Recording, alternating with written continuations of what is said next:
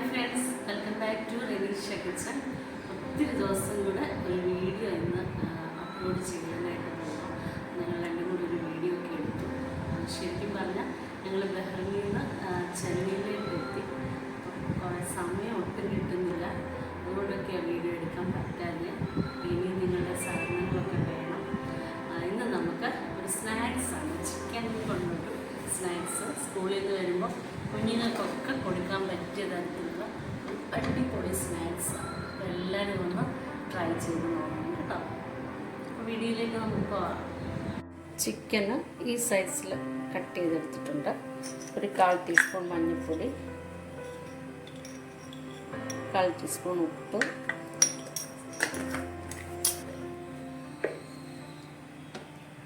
അര ടീസ്പൂൺ മുളക് പൊടി, 1/4 teaspoon garam masala, table spoon oil. ഏത് ഓയിൽ വേണമെങ്കിൽ ചേർക്കും, വെളിച്ചെണ്ണ ചേർക്കാതിരിക്കുക നല്ലത്.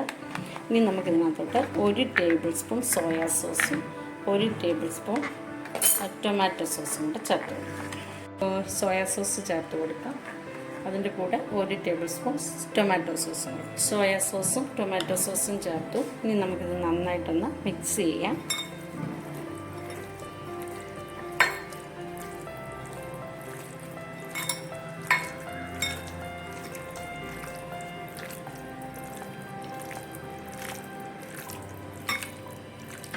ഇനി ഒരു 20 മിനിറ്റ് നമുക്കിതൊന്ന് റെസ്റ്റ് ചെയ്യാൻ പറ്റും.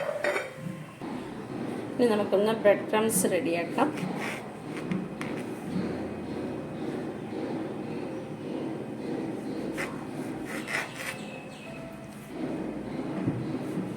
മിക്സിക്കകത്തിട്ടങ്ങ് തീരെ അങ്ങ് പൊടിയായിട്ട് പൊടിച്ചെടുക്കണ്ട, നമുക്ക് ഇതേ തന്നെ നന്നായിട്ട് റെഡിയാക്കാം.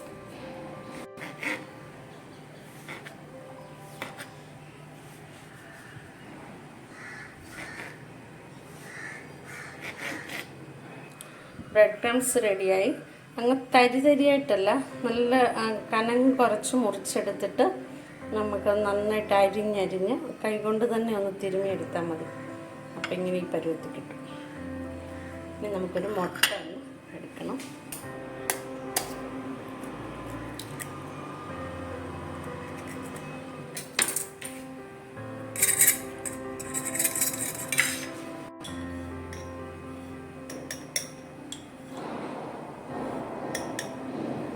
പിഞ്ച് ഉപ്പ് ചേർത്ത് കൊടുത്ത് മുട്ട നന്നായിട്ടൊന്ന് ബീറ്റ് ചെയ്ത്.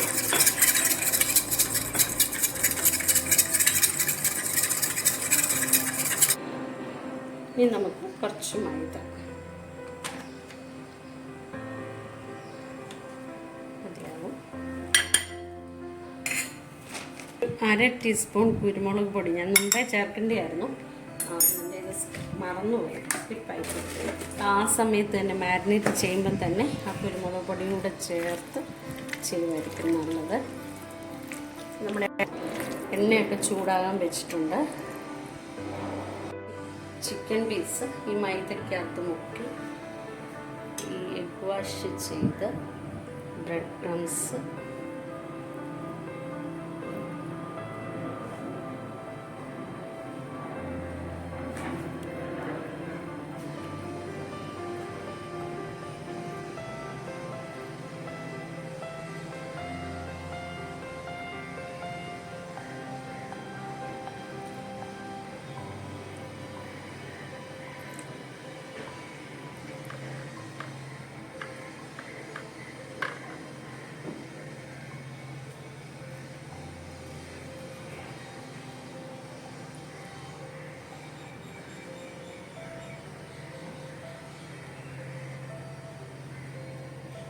മുക്കി വെച്ചത് എണ്ണയ്ക്കകത്തോട്ട് ഇട്ട് കൊടുക്കും.